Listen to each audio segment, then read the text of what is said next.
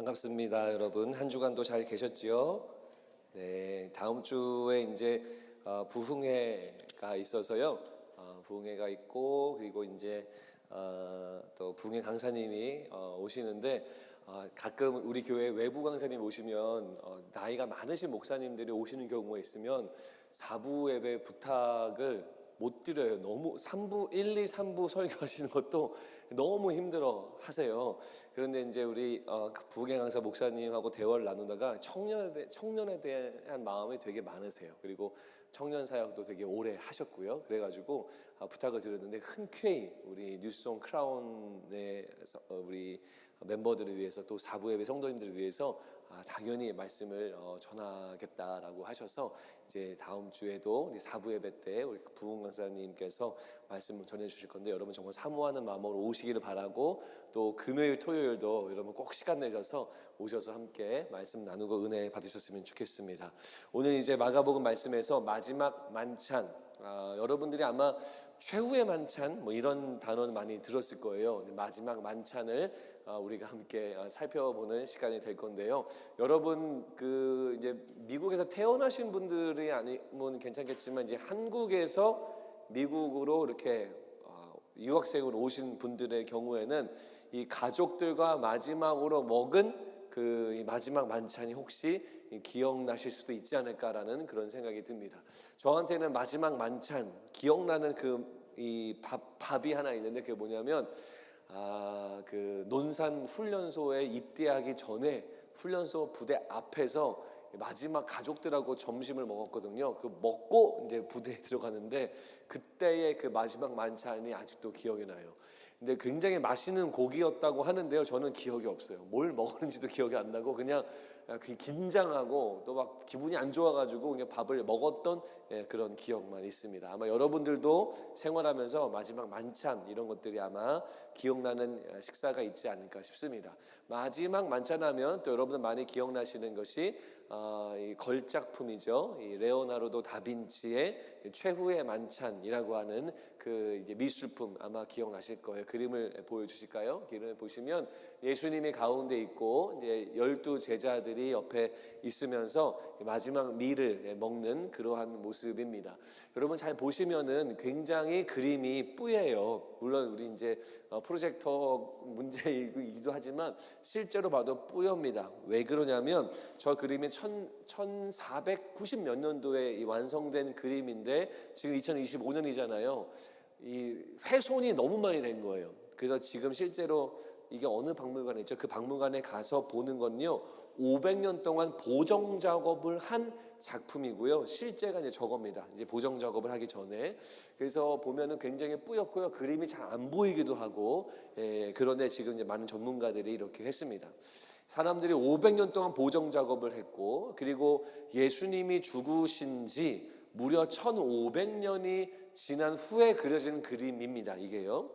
굉장히 오랜 후에 그려진 그림이죠. 이렇게 제약이 많고 한계가 많은데요. 그럼에도 불구하고 이 그림이 세계 최고의 걸작이다라고 말하는 이유가 있습니다. 그게 뭐냐면 저 장면 자체가 예수님의 마지막 마지막 만찬이기 때문이에요. 마지막 만찬이 주는 신앙적인 도전도 있고 뿐만 아니라 마지막 만찬이 주는 어떤 인류사적인 그런 의미도 있습니다. 그래서 이 그림이 세계 최고의 걸작이다라고 그렇게 말을 하고 있습니다. 여러분 오늘 말씀을 통해서 이렇게 중요한 마지막 만찬의 의미를 함께 살펴보게 될 겁니다. 우리가 살펴보면서 여러분들에게도 많은 은혜가 있기를 바랍니다. 자, 마지막 만찬 우리가 22절에서 26절까지 읽었는데 사실 이 내용은요 이만큼 조금 더 길게 보면 이 내용을 조금 더 이해할 수가 있는데 자 14장 12절 말씀을 띄워주시면 저희가 한번 같이 읽겠습니다. 시작. 무교절의 첫날 곧 유월절 양 잡는 날에 제자들이 예수께 여짜오되 우리가 어디로 가서 선생님께서 유월절 음식을 잡수시게 준비하기를 원하시나이까 하매. 자, 쉽게 설명을 드릴게요. 마지막 만찬을 하는 그 날이요 특별한 날이었습니다. 무슨 날이냐면 아까 말씀해 보는 것처럼 유월절이라는 날, 이게 이제 할러데이예요. 유대인들의 할러데이인데 이 유월절에 있는 날입니다. 유월절은요, 유대인들이 가장 많이 셀러브레이트하고 가장 많이 축제하고 즐기는 날이 바로 이 유월절입니다. 우리 미국으로 말하면 땡스기빙과 같은 그런 날이에요. 온 가족이 모여서 터키도 먹고 또 지인들도 만나고 또 휴가도 가고 그런 날이 이제 땡스기빙 데이인 것처럼 유대인들에게는 이 유월절이 가장 큰 명절이었다라는 거예요. 여러분 땡스기빙 때 이제 가족들하고 많이 모이잖아요. 터키도 굽고 그런 것처럼 유월절에 유대인들도 가족들끼리 모여서 식사하고 또 시간을 보내는 것이 이들의 전통이었습니다. 자, 그런데 말씀해 보시면 예수님이 유월절에 누구하고 밥을 먹으려고 하고 있나요? 가족인가요? 제자인가요? 제자들이에요. 예수님은요, 가족들이 아니라 제자들과 함께 밥을 먹으려고 하고 있습니다. 물론 제자들도 가족들을 뒤로 한 채 주님하고 시간을 보내려고 하고 있는 거예요. 자, 이 만찬의 이야기를 통해서 우리가 알 수 있는 것 첫 번째가 있습니다. 그게 뭐냐면 예수님은 제자들을 가족으로 여기셨다라는 거예요.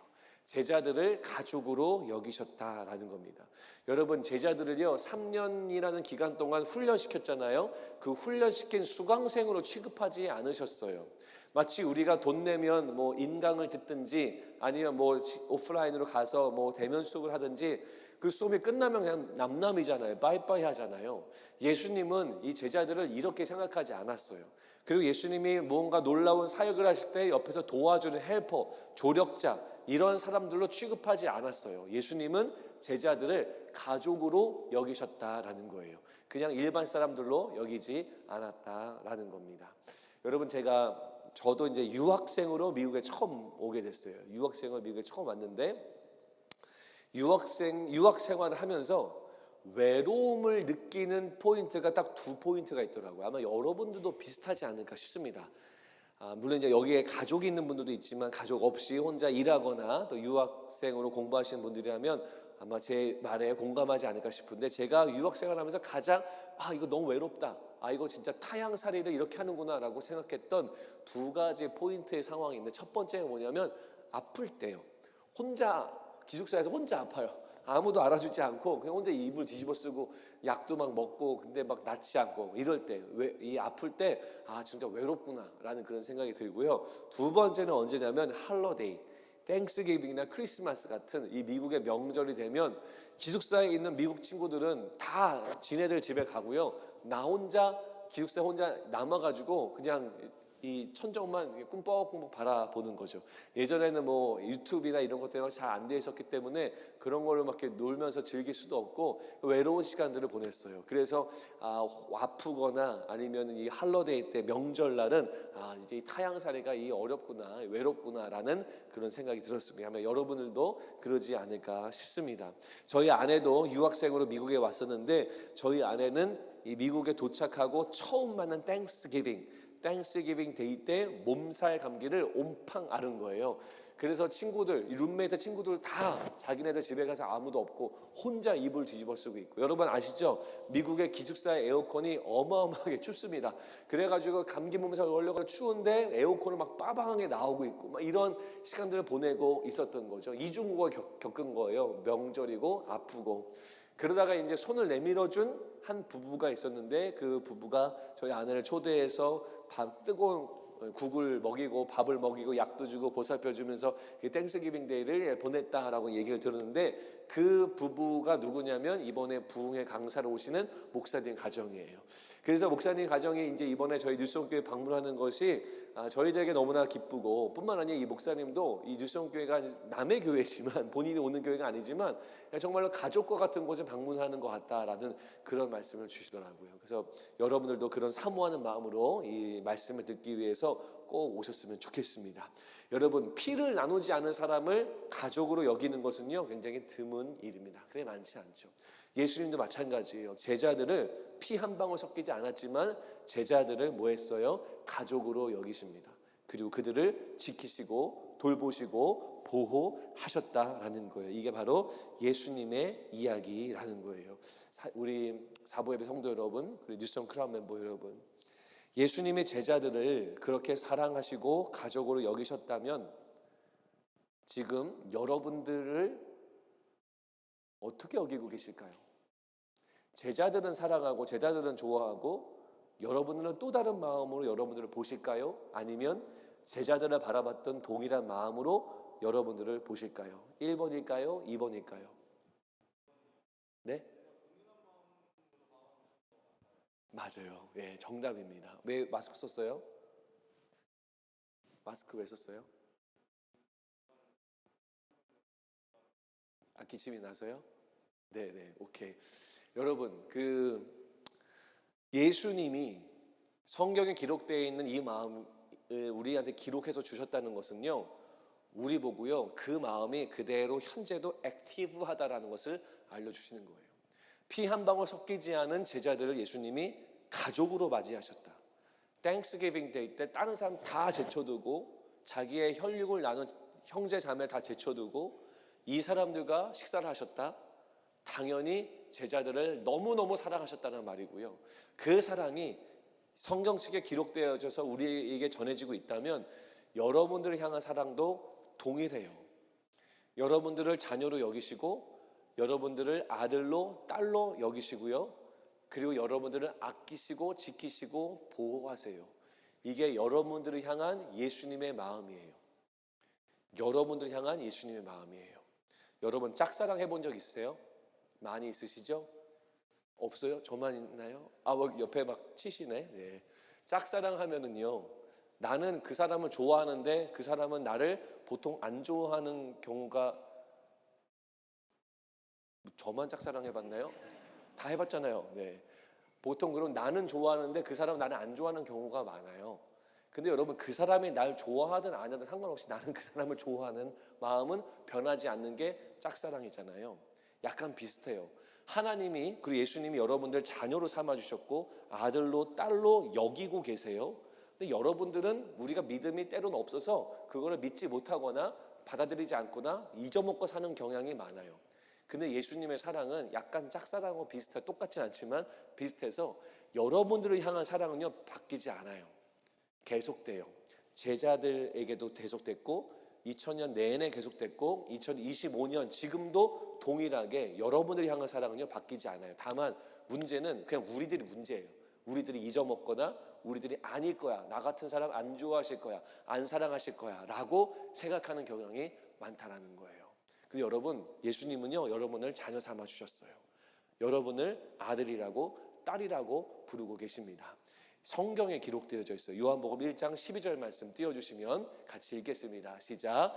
영접하는 자 곧 그 이름을 믿는 자들에게는 하나님의 자녀가 되는 권세를 주셨으니, 예수님을 받아들인 모든 자들은요, 하나님의 자녀가 되는 파워, right, 이 권리를 주셨다라는 거예요. 예수님을 받아들인 자들이라면 여러분은 하나님의 자녀예요. 하나님의 아들이고 하나님의 딸이에요. 누가 뭐래도 하나님의 아들이고 하나님의 자녀예요. 여러분, 저 아들이 두 놈 있잖아요. 두 놈이 있는데 이제 한 놈은 11학년이고 한 놈은 7학년입니다.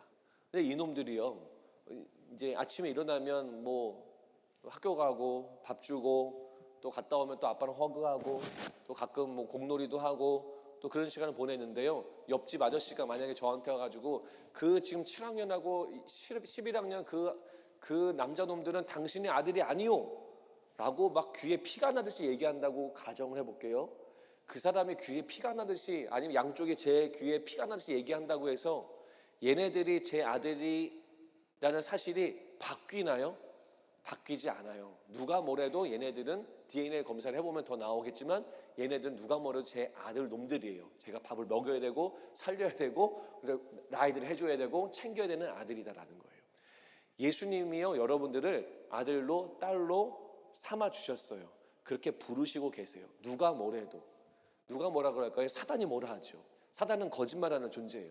사단은 계속해서 아니야, 하나님 날 사랑하지 않아, 하나님은 날 싫어하셔, 이런 말을 아무리 퍼붓는다 하더라도, 여러분의 귀가 피가 날 정도로 말한다 하더라도 그 진리는 변하지 않습니다. 여러분들이 이 사실을 꼭 믿으시기 바라요. 예수님이요, 제자들을 가족으로 여기셨어요. 누구보다도 사랑하시고 아끼셨어요. 그 말은 지금 2025년 3월 2일 오늘 이 순간에 여러분들을 향해서 그대로 전달되고 있습니다. 우리가 감정적으로 F가 아니어서 느끼지 못하거나 아니면 아직 믿음이 없어서 모르는 것뿐이지 여러분들을 향한 하나님의 사랑은 바뀐 적이 없어요. 여러분 이것을 꼭 기억하시기 바랍니다. 자, 주의 만찬이 있기 전에, 이 마지막 만찬이 있기 전에 예수님은 그들을 너무너무 사랑하셨다라는 것을 꼭 기억하시고 그 사랑의 마음으로 이 만찬을 베푸신 거예요. 사랑의 마음으로 이 만찬을 개최하셨다라는 겁니다. 자, 이제 만찬에 대해서 두 가지를 좀 살펴볼 건데 14장 22절, 우리 슬라이드 하나만 건너뛸게요. 14장 22절 말씀 우리 같이 읽겠습니다. 시작. 그들이 먹을 때에 예수께서 떡을 가지사 축복하시고 떼어 제자들에게 주시며 이르시되 받으라, 이것은 내 몸이라 하시고. 자, 만찬, 주의 만찬에서는요 두 개를 먹거든요. 첫 번째는 떡을 먹고 두 번째는 포도주를 먹습니다. 자, 떡을 먹는 걸 설명을 드릴게요. 예수님이 이제 주의 만찬을 할 거예요. 테이블을 다 차렸어요. 떡을 이렇게 높이 드세요. 그 다음에 감사기도를 합니다. 하나님 귀한 빵 주셔서 감사합니다. 감사기도를 하고 그 떡을 이제 다 나눴어요. 12개로 다 나눠가지고 제자들에게 줬습니다. 그리고 시작하니까 다 먹었어요. 다 먹고 나서 예수님이 설명을 하십니다. 무슨 설명을 하냐면 이 빵은, 이 떡은 내 몸이다 라고 말씀하세요. 그래서 이 떡은요 바로 예수님의 몸이라는 거예요. 예수님의 몸. 자, 조금 특이하죠. 떡을 왜, 그 빵을 왜 예수님의 몸이라고 말씀을 하시는 건가? 여러분, 떡과 빵은요 우리 한국 사람의 정서와 문화로 말하면 쌀밥과 같은 거예요. 쌀밥. 여러분, 김치 없어도 쌀밥만 먹어도 살 수 있어요. 물론 쌀밥에 김도 있고 스팸도 있고 뭐 여러 가지 있으면 더 맛있지만 가장 중요한 건 스팸만 먹을 수 없잖아요. 김치만 먹을 수 없잖아요. 쌀밥이 가장 메인이잖아요. 마찬가지로 이 유대인들은요 떡과 빵이 메인이었어요. 그래서 우리가 살아가기 위해서 필수적인 음식이 바로 이 떡과 빵이었다는 거예요. 우리에게 쌀밥과 같은 그런 존재라는 겁니다. 여러분, 오늘 주의 만찬이 이루어지고 있는 이 상황이 무슨 명절이라고 그랬죠? 유대인들이 무슨 명절이라고 그랬죠? 유월절이라고 그랬죠. 이 유월절이 어떤 일들이 있었냐면 이스라엘 백성들이 이집트라고 하는 나라를 뿅 하고 탈출을 했어요. 탈출하고 광야 생활, 사막 생활을 40년 동안 하는데 먹을 게 없잖아요. 그래서 하나님이 만나라고 하는 하늘의 빵을 하늘에서 막 내려주셨어요. 그래서 아침에 눈 뜨고 나면은 그 만나라고 하는 빵이 막 땅에 막 있는 거에서 그걸 털어가지고 흙 털어서 먹고 40년 동안 먹었어요. 가나안 땅에 들어가기 직전에 끊겼어요. 하나님이 공급해 주신 거죠. 그걸로 계속 먹고 살았어요. 그거를 먹었으니까 이들이 생명을 유지할 수 있었던 거예요. 그걸 먹었으니까 이들이 40년 동안 죽지 않을 수 있었던 거예요. 물론 나이가 들어 죽은 사람들이 있지만요. 그래서 여러분, 이 이미지를 그대로 갖고 오셔서 예수님이 이 제자들에게 설명해 주시는 거예요. 나는 생명의 떡이다라는 거예요. 생명의 빵이다라는 거예요. 그러니까 그 광야에서 그들이 본 떡은요, 그 먹으면 반나절도 안 가죠. 하루도 채 안 가죠. 얼마나 배고프겠어요. 그 순간은 허기짐에 채워지는 그런 이 배고픔을 채우는 빵이지만 예수님은 생명의 빵이다, 생명의 떡이다. 이게 무슨 말이냐면요, 그걸 먹으면 순간적으로 배부름이 있는 것이 아니라 영원히 배부른다라는 말이에요. 이걸 또 다른 말로 하면요, 영원한 생명이에요. 영원한 생명. 그래서 떡은 예수님의 몸이고 그리고 그것은 궁극적으로 영원한 생명을 말한다라는 거예요. 영원한 생명. 요한복음 6장 49절 말씀, 죄송해요, 좀 뒤바뀌었죠? 49절 말씀을 보여주시면 이렇게 나와요. 너희 조상들은 광야에서 만나를 먹었어도 죽었거니와. 이게 그 말이에요. 광야에서 만나를 먹었지만 나이가 다 들어서는 다 죽었어요. 살아남은 사람이 없어요. 때가 되면 다 떠났다라는 거예요, 세상을. 그런데 51절에 이렇게 나옵니다. 나는 하늘에서 내려온 살아있는 떡이니 사람이 이 떡을 먹으면 영생하리라. 영원한 생명을 주리라. 그러니까 먹고 30분 배부르고 이게 아니라 이 떡을 먹으면 영원히 산다. 영원한 생명을 주시는 분이 예수님이다라는 거예요. 예수 그리스도라는 거예요. 이게 핵심이에요. 이 떡은 바로 영원한 생명을 말하는 겁니다. 자, 마지막 만찬에서 이제 떡을 먹었어요. 그다음 두 번째는 뭘 했냐면 포도주를 마셨습니다. 포도주 14장 22절과 23절, 3절, 4절 말씀 스크린 보면서 우리 같이 읽을게요. 시작. 또 잔을 가지사 감사기도 하시고 그들에게 주시니 다 이를 마심에 이르시되 이것이 많은 사람을 위하여 흘리는 나의 피, 언약의 피니라. 자, 이번에는 뭐 하셨냐면 포도주를 이렇게 드시고 또 기도하세요. 하나님 감사합니다. 주심에 감사합니다. 그리고 기도가 끝나고 제자들에게 이걸 다 따라줬어요. 12명에게. 그리고 마십시다. 그리고 마셨어요. 마시고 나서 설명을 또 추가하시죠. 뭐라고 추가하세요? 이 포도주는 나의 피다라고 말합니다. 즉 예수님의 피가 바로 포도주다라는 거예요. 예수님의 피가 바로 포도주다라는 거예요. 자, 이게 뭔 말일까요? 왜 포도주가 예수님일까요? 저는 어렸을 때 색깔이 비슷해서 이런 말씀 하시나 이런 생각을 했는데, 여러분 이 주의 만찬이 무슨 명절에 이루어지고 있다고요? 유월절, 그렇죠? 여러분 옛날 그 유월절에 이 피에 관련된 사건이 하나 있었어요. 잘 들어보세요. 피에 관련된 사건. 그게 뭐냐면 어린 양의 피가 있죠.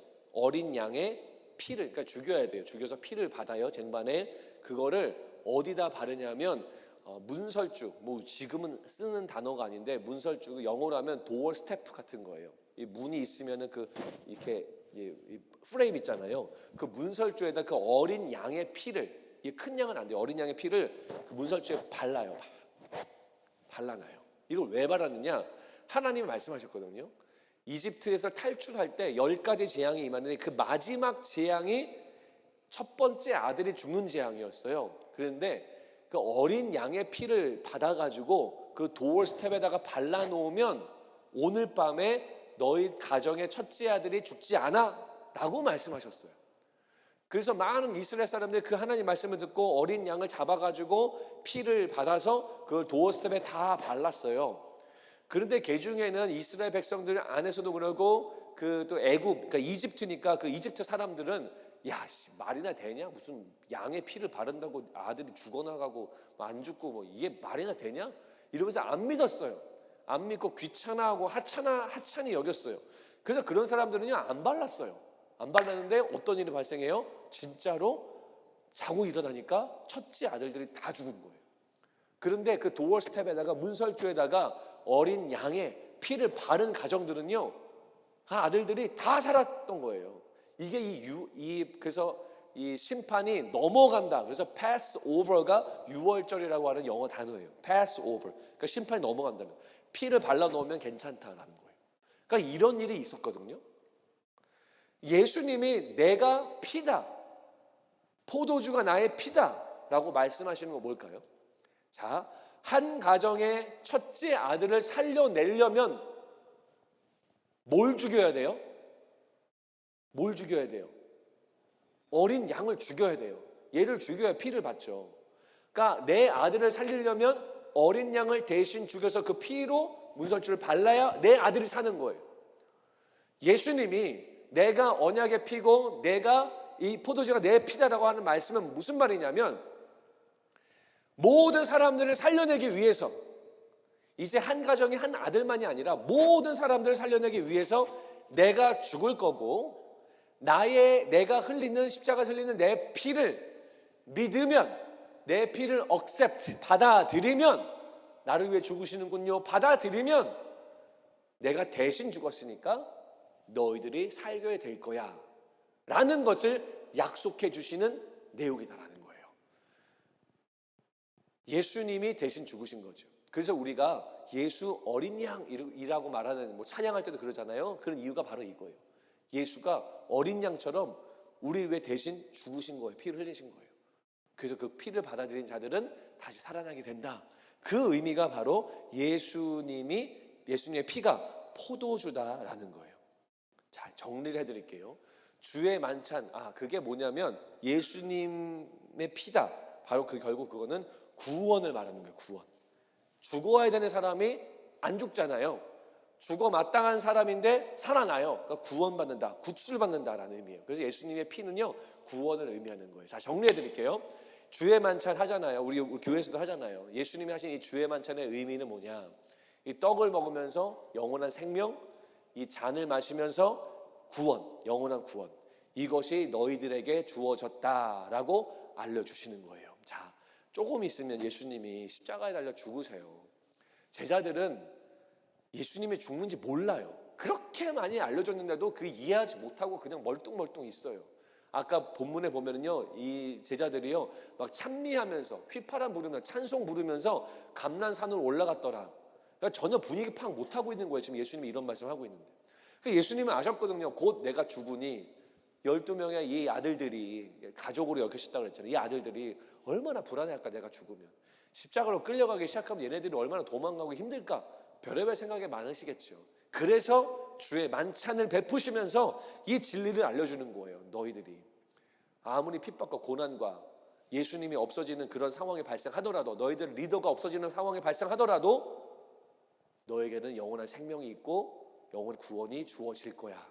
걱정하지 마. 이것을 알려주는 게 이 주의 만찬의 의미예요. 내가 비록 죽어도 난 다시 부활한다. 너희들에게는 영원한 생명이 있어. 불안해하지 마. 두려워하지 마. 주저하지 마. 이것을 알려주는 게 바로 예수님의 주의 만찬의 의미다라는 거예요. 여러분, 미국에 살려면, 미국에 거주하려면 뭐가 필요해요? 서류요? 우리는 그 비자라고 부르죠. 비자가 있어야 뭐 유학생으로 오든지 뭐 직장을 잡든지 뭐 일도 할 수 있고 살 수가 있습니다. 그리고 또 뭐가 필요하냐면 나중에 영주권이 필요하고 나중에는 시민권들이 필요하다라는 거예요. 근데 여러분, 비자도 있고 뭐 영주권, 뭐 시민권이 있으면 이 미국 땅에서 살아갈 때 우리가 뭐 안심이 돼요. 안정감이 있어요. 내가 잘 지내고 있구나. 내가 여기서 공부도 할 수 있고 일도 할 수 있고. 근데 여러분 기억하세요. 비자와 시민권과 영주권이요, 미국 땅에 살면서 일시적인 안정감을 우리에게, 여러분들에게 주지만 사실은요, 영원한 안정감을 주지는 못해요. 여러분들에게 가장 필요한 것은 뭘까요? 제일 넘버 원으로 필요한 건요, 시민권, 영주권, 비자가 아니에요. 여러분들에게 영원한 생명을 주시는 예수 그리스도, 여러분들의 영혼을 구원하시는 예수 그리스도, 그게 여러분들에게 가장 넘버 원으로 필요한 거예요.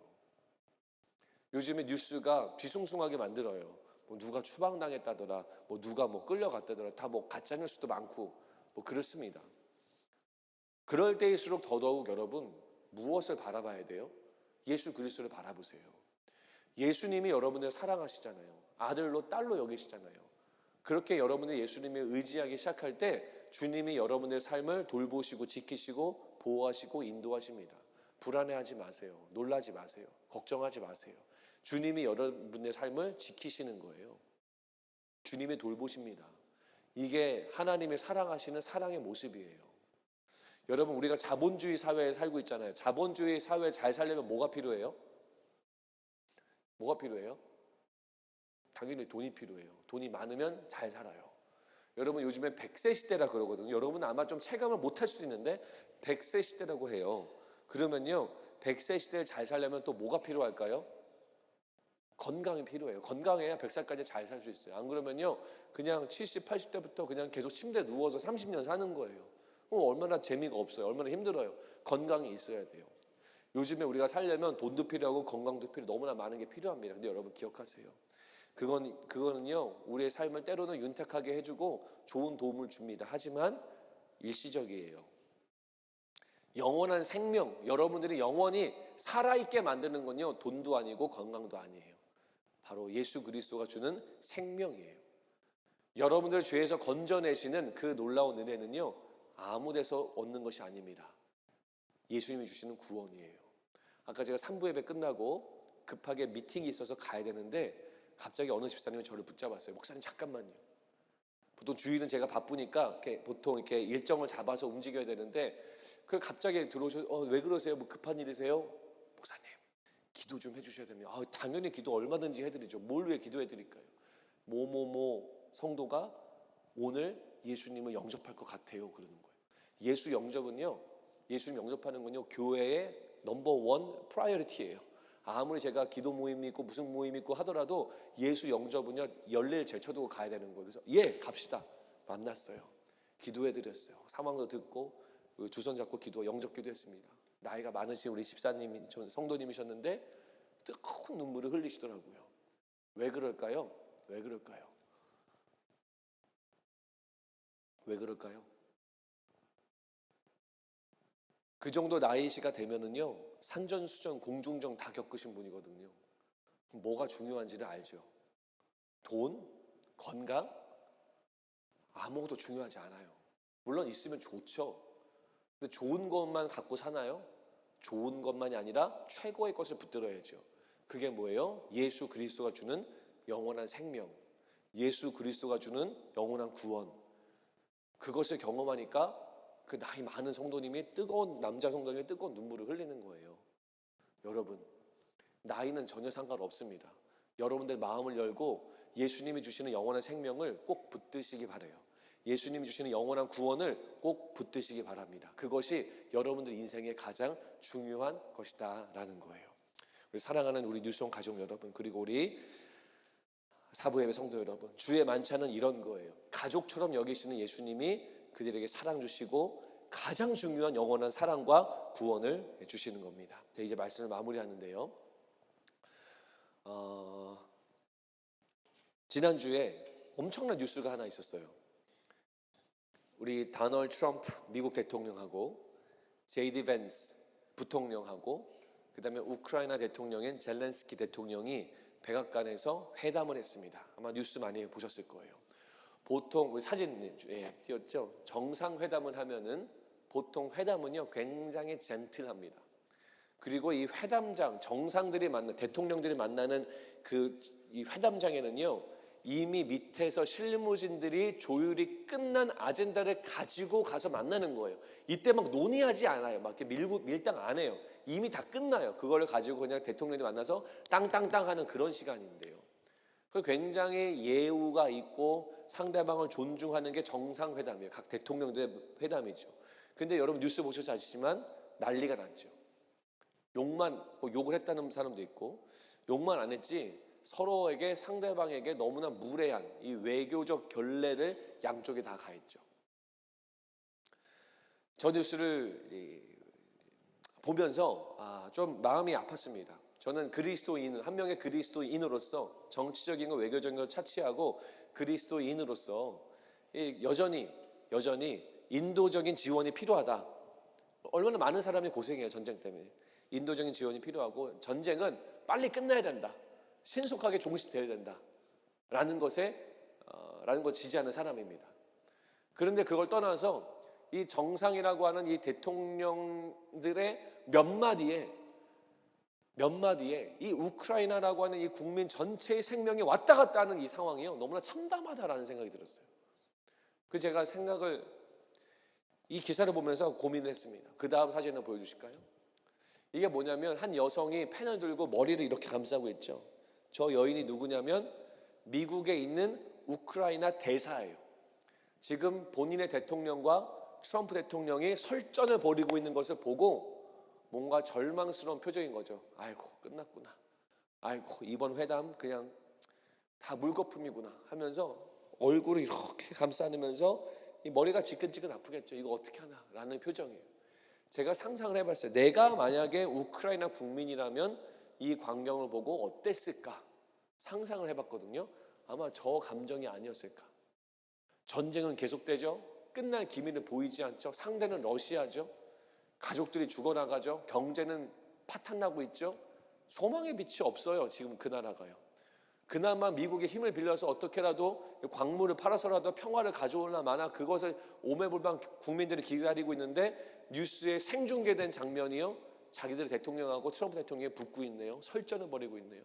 저런 모습이 국민들의 마음이었을 거다라는 거예요. 네, 이제 사진을 내려주셔도 됩니다. 자, 여러분들이 묻고 싶습니다. 여러분은 어느 나라에 속해 있는 존재예요? 여러분 어느 나라에 속해 있어요? 한국, 미국 이 얘기 아니에요. 여러분 어느 나라 사람입니까? 예수를 믿는 사람이라면 하나님 나라에 속한 사람들이에요. 하나님 나라 백성들이 바로 여러분들이에요. 하나님 나라는요, 이 땅에서의 나라보다도 가장 안전하고 완전해요. 가장 평화롭고 은혜가 넘치고 쉼과 안식이 있는 그 생명이 넘치는 나라가 하나님 나라예요. 그리고 예수 믿는 사람들은 하나님 나라다라고 하나님 나라에 속한 사람이다라고 말합니다. 자, 그런데 여러분 그 하나님 나라가 어디 있나요? 어디 있어요? 한국은 어디 있는지 알죠? 우크라이나 어디 있는지 알죠? 미국은 우리가 여기 살고 있죠. 여러분들이 말하는 하나님 나라, 그 완전한 나라, 영원한 생명이 있는 나라 어디 있어요? 세워지기는 했나요? 몇 년도 건국됐죠? 하나님 나라 여전히 여러분의 생각 속에 뜬구름 잡는 이야기인가요? 그냥 동화 속에 나오는, 그러니까 성경에서 말하는 그냥 포장된 그런 이야기인가요? 하나님 나라?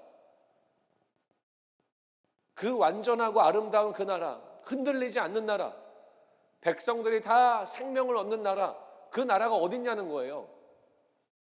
어디 있어요?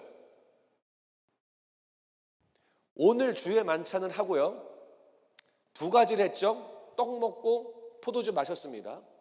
끝났어요. 이게 만찬이에요. 원래 끝났는데요, 예수님이요, 그 만찬이 끝났음에도 불구하고 조금 특이한 말씀을 하나 더 애드하세요. 그냥 만찬 끝났다 가자, 감람산 올라가자 해도 되는데요, 한 가지 말씀을 더 발언하세요. 그리고 마가는 그거를 기록을 하고 있습니다. 그게 몇 장 몇 절이냐면 14장 25절 말씀에 진실로 너희에게 이르노니 내가 포도나무에서 난 것을 하나님 나라에서 새 것으로 마시는 날까지 다시 마시지 아니하리라 하시니라. 제가 이 말씀 보면서요, 주님이 이거 만찬 다 끝났는데 이 말씀을 왜 하시는 거지? 너무 궁금했어요. 약간 메이크 센스가 안 됐어요. 이게 무슨 말인가? 만찬 끝났잖아요. 근데 이 말이 무슨 말이냐면, 떡 먹고 포도주 마셨잖아요. 그런데 갑자기 만찬이 디스미스 하기 전에 예수님이 내가 하나님 나라에 들어가기 전까지는 포도주 다시는 안 마시겠다라는 말이에요. 또 다른 말로 내가 하나님의 나라가 시작되기 전까지는 포도주를 죽어도 안 마시겠다라는 발언이 이 발언이에요. 자, 만찬이 다 끝났으면 이제 감람산 올라가면 되는데 갑자기 이 말 하시는 이유가 뭐냐라는 거예요. 왜 이렇게 생뚱맞은 말씀을 예수님이 하시냐는 거예요. 왜 뭐 들어가면 마시고 안 들어가면 안 마시고 이걸 왜 언급을 하시는가? 자, 저희가 마가복음 14장인데요. 한 장만 더 가면 15장이 되면 드디어 예수님이 이제 십자가로 막 끌려가시고 십자가에 죽으시는 장면이 기록이 되어져 있습니다. 그 장면 중에서 15장 23절을 띄워주시면, 15장 23절이 뭐냐면 예수님이 십자가에 달리기 직전이에요. 아직 안 달리셨어요. 달리시는 그 골고다 언덕으로 막 끌려가시고 있는 상황에서 몰약을 탄 포도주를 주었으나 예수께서 받지 아니하시니라. 자, 지금 채찍 맞아가지고 온몸에 피투성이고, 패션 오브 크라이스트 보셨죠? 온몸에 피투성이고 그 무거운 십자가 혼자 들고 막 언덕 올라가고 있는 상황에서 누가 몰약을 탄 포도주를 건네줘요. 왜 몰약을 탄 포도주를 건네주냐면 이 당시에 이게요, 마취제 효과를 가져오는 거였어요. 그때는 뭐 에피듀럴 뭐 이런 게 없으니까, 뭐 타이레놀 이런 게 없으니까요, 이걸 뭐 마시면은 이 통증이 조금 이렇게 안 느껴지는 거예요. 그래서 예수님 조금 통증이라도 조금 이렇게 덜 느끼시라고, 좀 이렇게 버티시라고 이걸 줬어요. 근데 예수님이 이거를 안 마시세요. 나 안 마신다. 그럼 안 마시세요. 그러니까 이렇게 요 구절만 보면 아유, 예수님 굳이 왜 저거 거부하셨나? 와, 예수님은 그 페인도, 고통도 막 풀리 다 느끼셔야, 그래야 인류가 다 구원되는 건가? 막 고통도 조금 이렇게 봐주고 이러면 안 되는 건가? 이런 생각이 들거든요. 아무튼 십자가를 메고 올라가시는 그 상황에서 누군가가 몰약을 탄 포도주를 건네는데 거부하십니다. 안 마시세요. 그리고 몇 개 구절 지나면 예수님이 드디어 십자가에 땅땅땅 못 박혀 십자가에 달리세요. 죽으시는 거예요. 십자가에. 그 거룩한 십자가에 달리시는 거예요. 그 거룩한 십자가에 달리신 그 순간에 마가라고 하는 이 마가복음의 저자가 먼 사건을 또 기록을 하나 해줘요. 그 다음 슬라이드 보여주세요. 36절인데 이 십자가에 달리신 거예요. 한 사람이 달려가서 해면에 신 포도주를 적시어 갈대에 깨어 마시게 하시고, 그러니까 예수님이 높이 달리셨으니까 이거 줄 수가 없으니까요, 이 긴 장대에다가 이 포도주를 이렇게 적셔가지고 입에 이렇게 한 거예요. 그걸 이제 예수님이 드신 거예요. 물론 벌컥벌컥 마신 건 아니지만 이때는 거부하지 아니하시고 이 찍어서 바르는 것을 마시세요. 왜 마셨냐는 거예요. 왜? 골고다 언덕 올라가실 때는 안 마시고요, 십자가에 달리실 때는 마셨어요. 왜 그러신 거예요? 마음이 바뀌었어요? 십자가 달려보니까 너무 이게 조금이라도 포도주를 마셔야 되나요? 그게 아니죠. 아까 주의 만찬 끝나고 이상한 말씀 하나 하셨다고 그랬잖아요. 그게 무슨 말씀이에요? 하나님 나라에 들어가기 전까지는 포도주 안 마시겠다. 포도주를 마셨다면 뭐예요? 주님이 하나님 나라에 들어갔다는 소리죠. 포도주를 마셨다는 건 뭐예요? 하나님의 나라가 시작됐다는 소리죠. 이게 무슨 말이냐? 예수 그리스도 십자가에 달리신 후에 뭐예요? 포도주를 드셨어요. 그 말은 예수님이 십자가에 달린 그 순간에 하나님의 나라가 시작되었다는 사실이에요. 하나님의 나라가 돌에 임하게 되었다는 사실이에요. 예수님의 십자가에 달린 그 순간이에요. 그 전에는 하나님 나라가 시작되지 않았어요. 그런데 예수님이 어린 양이 되어서 본인의 피를 대신 흘려주시고 우리에게 모든 죄를 용서해 주시는 그 십자가 사건의 그 순간에 하나님 나라가 임하게 되는 거예요. 예수님은 이것을 알려주시는 거예요. 제자들은요, 예수님이 십자가에 달리시는 장면을 보고요 벌벌 떨어요. 무서워해요. 도망가요. 야, 이거 우리 큰일 났다. 우리 이거 선택 잘못했다. 내가 3년 동안 내내 따라다닌 우리 예수님이 야, 그냥 이렇게 죽으시는구나. 아이고, 이제 낭비했다. 불안해하고 걱정합니다. 그래 밖에도 안 나가고 한 방에 계속 모여 있어요. 덜덜덜 떨면서. 예수님이 그런 걸 아셨죠. 그들에게 뭘 말씀하시는 거예요? 얘들아, 끝이 아니야. 나는 십자가를 통해서 너희들에게 생명을 줄 거고 구원을 줄 거고 그리고 그것이 액티브하게 역사하는 하나님의 나라를 너희들의 인생과 삶 속에 허락할 거다. 그래서 십자가에 달려 죽으신 거예요. 죽는 그 순간, 십자가에 달리신 그 순간 하나님의 나라가 임하기 시작했어요. 아까 말씀드렸죠. 하나님의 나라는요, 눈물이 없는 곳이에요. 하나님의 나라는 의와 평강과 희락에 가득한 나라예요. 근데 그 나라가 어디 있어요, 여러분? 태평양 한가운데 없어요. 어디 있어요, 여러분? 대서양 한가운데 없어요. 그 나라가 어디 있어요? 바로 여러분들의 삶 속에 시작되었어요. 이게 이 주의 만찬의 핵심 메시지예요. 하나님의 그 놀라운 나라, 여러분들에게 생명을 주고 구원을 주는 그 놀라운 나라가 어디 있어요? 여러분들의 인생과 삶 속에 이미 시작되었어요. 예수님은 이 주의 만찬을 통해서 이 메시지를 전달하고 있는 겁니다. 자, 이제 우리 뉴스톤 크라운 멤버 여러분, 우리 사부예배 성도 여러분, 여러분들의 인생이 마치 제자들이 만날 폭풍으로 경험하는 분들이 있을 거예요. 신분의 문제로 고난 속에 있는 분들이 있을 거예요. 재정의 문제, 갈등의 문제, 관계의 문제, 건강의 문제, 커리어의 문제, 삶의 소망이 없고 낙심되고 깜깜한 인생, 이것만 바라보고 있는 사람이 분명히 있을 겁니다. 두려워하고 벌벌 떨고 뒷걸음질 치는 사람이 분명히 있을 거예요. 여러분 기억하세요.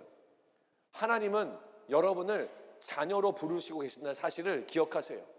절대로 고아처럼 버려두지 아니하시고 여러분을 지키시고 보호하시고 붙드시고 여러분을 이끄시는 하나님이세요. 왜냐하면 여러분들이 하나님의 자녀이기 때문이에요.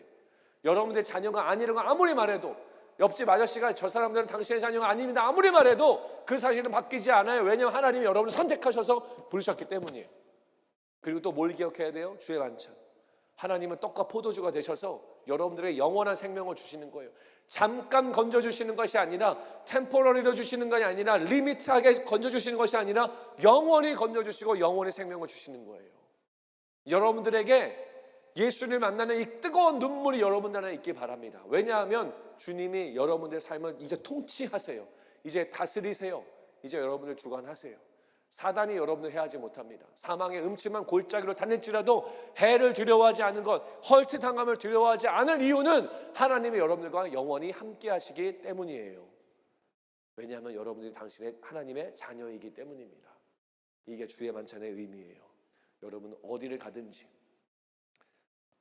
어떤 깊은 계곡을 가든지, 어디에서 홀로 남겨졌든지 여러분 주님만 바라보세요. 그 주님이 여러분들을 살려내십니다. 주님이 여러분들을 웅덩이에서 건져내십니다. 주님이 여러분들에게 어마어마한 사랑을 부어주십니다. 그걸 우리는 하나님 나라라고 말하고, 그 십자가에서 하나님 나라가 이미 시작되었어요. 그 나라를 바라보시면서 살아가시기 바라요. 여러분들이 속한 나라는 미국도 아니고 한국도 아니고 우크라이나도 아니에요. 그 속한 나라는 하나님 나라예요. 아무도 흔들 수 없는 나라, 아무도 패할 수 없는 나라, 백성들은 무조건 보호되는 나라, 여러분들이 그 나라에 속한 국민이라는 것을 기억하시고 이번 한 주도 승리하는 여러분들 되시기를 주님의 이름으로 축원합니다. 다 함께 자리에서 일어나실게요. 함께 찬양합시다.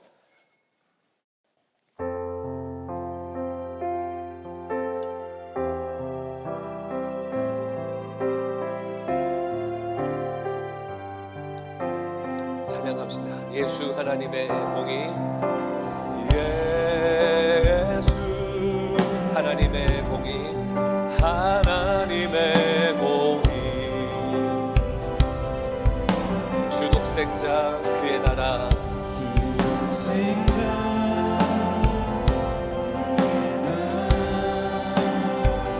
임하시네. 예수 제물이 되신 주, 예수 제물이 되신 주,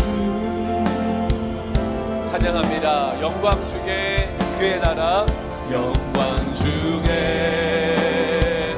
그의 나라, 여러분들 삶에 임하시네, 임하시네. 주의 나라 영원하며, 주의 나라 영원하며, 그의 영광은 무궁합니다. 그의 영광 무궁하리. 왕의 위엄과, 왕의 위엄과 능력, 여러분들의 삶에 이제 임하였으니, 주의 주권과 주의 주권, 주의 통치와 주의 나라, 힘과 권세 임하네. 예수, 예수 하나님의 공의, 하나님의, 한 번 더 주의 나라 영원하며, 주의 나라 영원하며, 그의 영광은 무궁합니다. 그의 영광 무궁하니. 왕의 위엄과 능력이 여러분들의 삶에 이제 임하였으니, 주님의 주권과 주의 주권, 주님의 통치와 주님의 나라, 주의 나라 힘과 권세 임하네. 예수 하나님의 공의, 예수 하나님의 공의, 하나님의, 찬양합니다. 주님의 나라와, 주님의 나라와 뜻이 나의 삶 속에, 나의 삶 속에 임하시며, 주님 알기를, 주님 알기를, 주만 보기를, 주만 보기를 소망합니다. 하나님 환난과 고통 속에서도 거룩히 살아갈 힘과 두려움 없는 믿음, 나의 하나님, 완전한 사랑 찬양해. 다시 한번 주님의 나라와, 주님의 나라와 나의 삶 속에, 여러분들의 인생과 삶 속에 임하세요. 임하신 주님 알기를, 주만 바라보기를 소망합니다. 하나님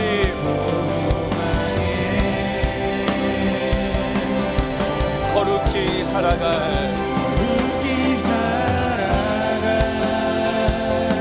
힘과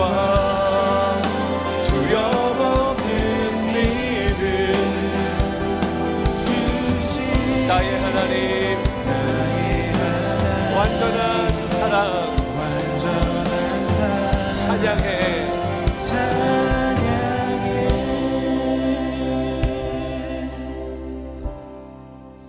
여러분들의 현재의 삶에 뭐가 가장 압도하고 있어요? 여러분들의 삶을 가장 압도하는 게 뭐예요? 돈 걱정이에요? 이성 친구와의 문제예요? 신분의 문제예요? 진로, 커리어, 공부, 부모님과의 갈등, 뭐예요? 여러분들을 가장 압도하는 게 뭐예요? 물론 여러분들 삶 속에 실제적인 문제들이 있죠. 돈이 없으면 돈 문제, 관계가 틀어졌으면 관계 문제, 실적인 문제들이 존재합니다. 하지만 여러분, 이 말씀, 주의 만찬의 말씀을 기억하면서 여러분 다시 한번 여러분들이 주목하고 붙들어야 될 것은요, 지금 문제가 아니에요. 여러분들의 삶을 다스리고 통치하고 여러분들의 삶을 압도하는 분은 예수 그리스도 한 분밖에 없어요. 주님이 여러분의 삶을 통치하시고 다스리시는데 자꾸 통치자를 보지 않고 조그마한 문제에 완전히 압도당하고 있어요. 이게 우리의 삶의 현실이고 문제예요. 여러분들 시선을 문제에서 이제 예수님으로 옮기세요.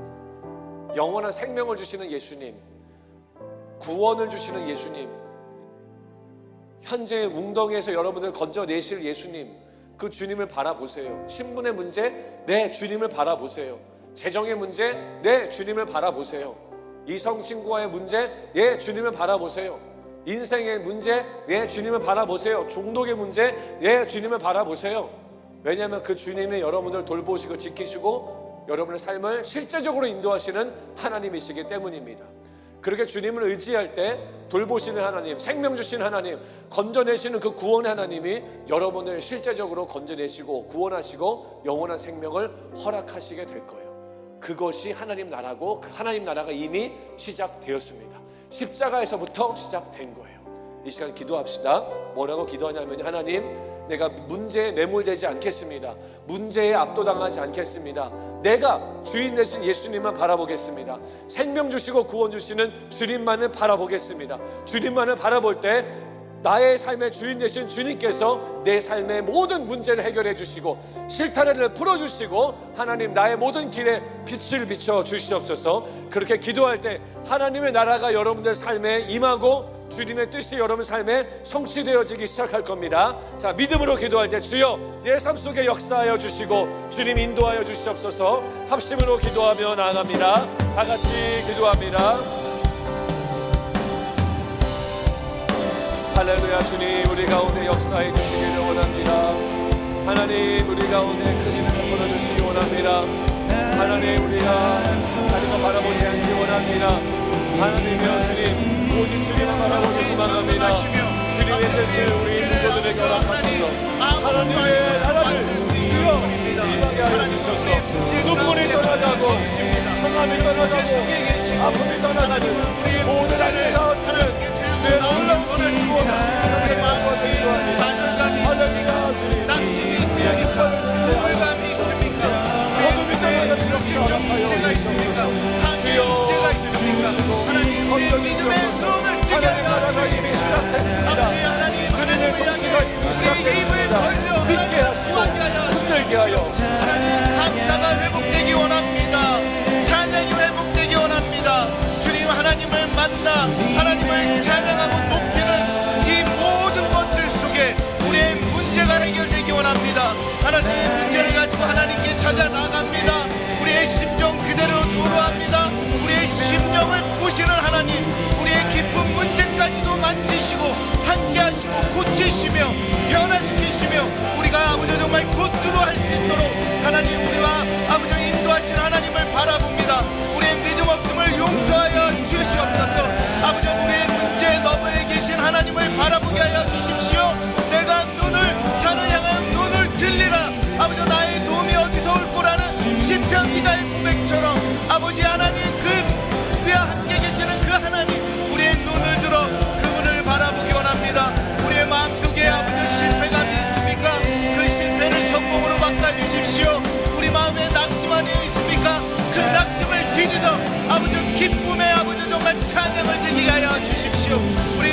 성도들의 마음속에 아버지 정말 하나님 보지 못했던 하나님의 놀라운 빛을 보여주셔서 그 말씀의 능력이 아버지 변화시키게 하여 주십시오.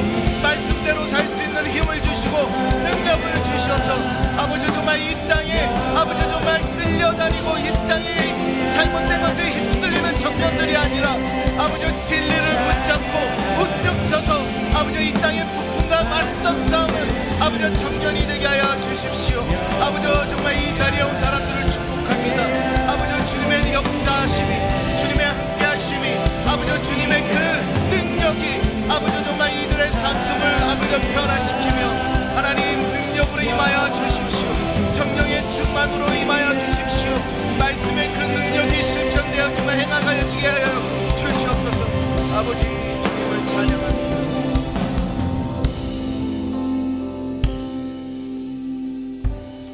하나님, 기도할 때마다 우리가 생각하지 못했던 기도가 우리 입에서 터집니다.